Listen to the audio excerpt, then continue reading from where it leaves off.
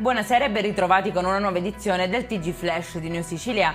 In apertura, drammatico incidente sul lavoro a Misilmeri in provincia di Palermo, dove un furgone si è ribaltato forse per il troppo peso e un operaio è rimasto schiacciato mentre stava riempendo una cisterna d'acqua. Dopo i soccorsi l'uomo è stato trasportato al civico in codice rosso.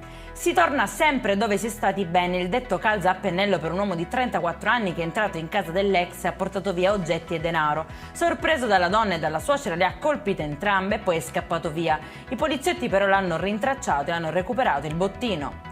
La Sicilia sta vivendo una delle crisi idriche peggiori della sua storia. ANBI ha certificato ulteriormente un quadro emergenziale che stenta a trovare soluzioni. Tra 3 settimane, infatti, secondo quanto annunciato, non ci sarà più acqua per l'agricoltura nel centro-sud Italia.